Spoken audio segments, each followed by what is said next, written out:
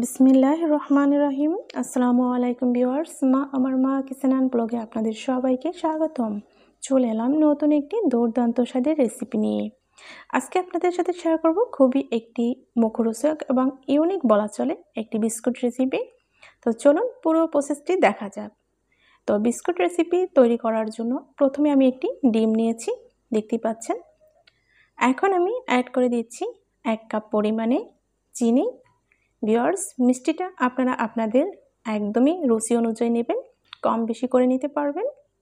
এখন আমি একটা চামচের সাহায্যে এই চিনি আর ডিমটাকে ভালো করে ফেটিয়ে নেব।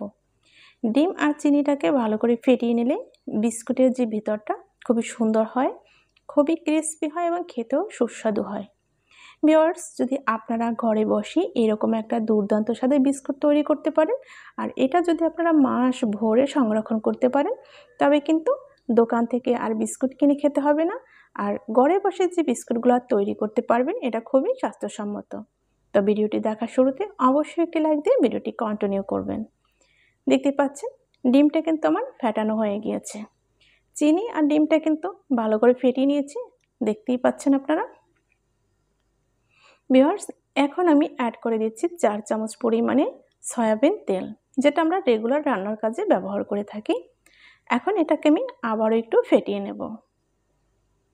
ভিউয়ার্স, আপনারা দেখতে থাকুন, খুবই সুন্দর একটি বিস্কুট তৈরি করতে যাচ্ছি। আপনারা সাথেই থাকুন, সঙ্গেই থাকুন, ইনশাল্লাহ দেখতে দেখতে এক সময় ভালো লেগে যাবে। অবশ্যই চ্যানেলটি সাবস্ক্রাইব করে চ্যানেলের সাথেই থেকে যাবেন।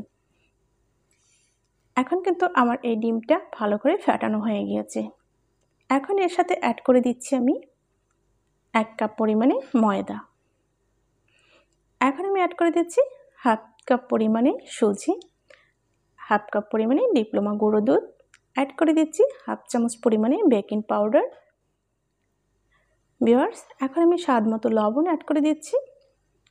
আমি চামচ থেকে একটু ভালো করে নেড়েচেড়ে মিশিয়ে দিচ্ছি, চাইলে আপনারা এটা হাত দিয়েও ভালো করে ময়ান করে নিতে পারেন। দেখতেই পাচ্ছেন ভিউয়ার্স, আমি চামচ থেকে একটু ভালো করে নেড়েচেড়ে মিশিয়ে নিচ্ছি। বিস্কুটে খুব সুন্দর একটা কালার আসার জন্য আমি এখানে ব্যবহার করেছি অরেঞ্জ কালার ফুড 1 থেকে 2 ফোঁটা পরিমাণে। আপনারা যদি এরকম সুন্দর বিস্কুট তৈরি করতে চান অবশ্যই কালার ফুডটা ব্যবহার করবেন, আর যদি কালারটা না চান তবে দরকার নেই। এখন আমি অল্প অল্প পানি নিয়ে একটি খুব সুন্দর স্মুথ একটা ডো তৈরি করে নিয়েছি। ভিউয়ার্স, দেখতেই পাচ্ছেন ডোটা কিন্তু অতিরিক্ত শক্তও না এবং নরমও না, একদমই পারফেক্ট। তো এই ডোটা আমি একটি বোর্ডের উপর নিয়ে নেব এখন, যেন আমি বিস্কুটগুলো খুব সুন্দর করে তৈরি করতে পারি। তো দেখতেই পাচ্ছেন আমি বোর্ডের উপর কিন্তু এই ডোটা নিয়ে নিয়েছি। আপনারা দেখে বুঝতে পারছেন একদমই কিন্তু ডোটা পারফেক্ট হয়েছে। এখন এই ডো থেকে আমি খানিক একটু ডো নিয়ে 2 হাতের মাঝে নিয়ে খুব সুন্দর করে একটা বল শেপ দিয়ে নিচ্ছি, দেখতেই পাচ্ছেন। এখন এটাকে আমি একটু হালকা হাতে চেপে একটু চ্যাপ্টা করে নিয়েছি। একটি চাকুর সাহায্যে আমি ডিজাইনটা তুলে নিচ্ছি। ভিউয়ার্স, আপনারা ভালো করে খেয়াল করবেন আমি ডিজাইনটা ঠিক কিভাবে তুলে নিচ্ছি। খুবই কিন্তু সহজ এবং অল্প উপকরণে এই বিস্কুটটি তৈরি করে আমি আপনাদের সাথে শেয়ার করেছি। যদি ভালো লাগে অবশ্যই সবার মাঝে বেশি বেশি শেয়ার করবেন এবং বেশি বেশি করে লাইক করবেন। আশা করি আপনারা এই ডিজাইনটা দেখে শিখতে পারবেন, কারণ খুব বেশি কঠিন কিছু নয়। ভিউয়ার্স, আমি আপনাদের সুবিধার্থে আরও একটি বিস্কুট তৈরি করে দেখিয়ে দিচ্ছি।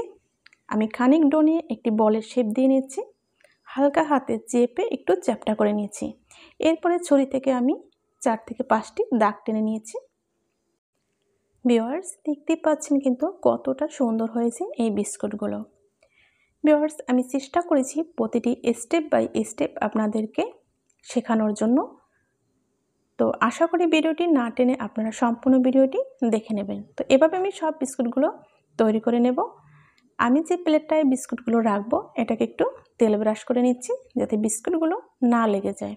যখন আমি ভাজার জন্য যাব তখন যেন বিস্কুটগুলো খুব সহজেই হাতে তোলা যায়। তো দেখতেই পাচ্ছেন একে একে আমি সব বিস্কুটগুলো তৈরি করে খুব সুন্দর করে একটা প্লেটে আমি সাজিয়ে নিয়েছি। ভিউয়ার্স, আপনারা দেখে কিন্তু বুঝতে পারছেন আদৌ বিস্কুটটা কতটা সুন্দর হয়েছে। তো সব পরিমাণ এবং উপকরণ যদি আপনার সঠিক মাপের হয় তবে এরকম সুন্দর একটা বিস্কুট কিন্তু আপনিও তৈরি করতে পারবেন। আশা করি আমার ভিডিওটি আপনাদের কাছে ভালো লাগবে। আর যদি ভালো লাগে অবশ্যই সাবস্ক্রাইব করে এই পরিবারের একজন সদস্য হয়ে থাকবেন। ভিউয়ার্স, এই সব বিস্কুটগুলো আমি এখন চলে যাব ভাজার জন্য। তো চলুন চলে যাই চুলার কাছে। বিস্কুট ভাজার জন্য চুলায় আমি পর্যাপ্ত পরিমাণে তেল দিয়ে গরম করে নিয়েছি একটি প্যানে। এখন একে একে আমি সব বিস্কুটগুলো তেলের মধ্যে দিয়ে দিচ্ছি। তো বিস্কুটগুলো ভাজার জন্য আপনারা তেলটাকে হাই হিটে গরম করবেন না। আমি একদমই লো আঁচে এই তেলটা একটু গরম করে নিয়েছি। আর এখন দেখতেই পাচ্ছেন একদমই চুলার আঁচটা নরমালে আছে। আমি বিস্কুটগুলোর উপরে চামচ দিয়ে তেল ছিটিয়ে দিয়েছি। বিস্কুটগুলো একবার যখন এরকম হালকা বাদামি হবে তখন বিস্কুটগুলো উল্টিয়ে পাল্টিয়ে ভেজে নেবেন। ভিউয়ার্স, চুলার আঁচটা অতিরিক্ত জ্বালাবেন না, তাহলে কিন্তু দেখা যাচ্ছে বিস্কুটটা খুব তাড়াতাড়ি কালার চলে আসবে কিন্তু ভিতর থেকে ভালো হবে না। তো আস্তে আস্তে করে 5 থেকে 6 মিনিটের মতো এই বিস্কুটটা আমি ভেজে নিয়েছি। দেখতেই পাচ্ছেন খুব সুন্দর একটা কাঙ্ক্ষিত কালার চলে এসেছে।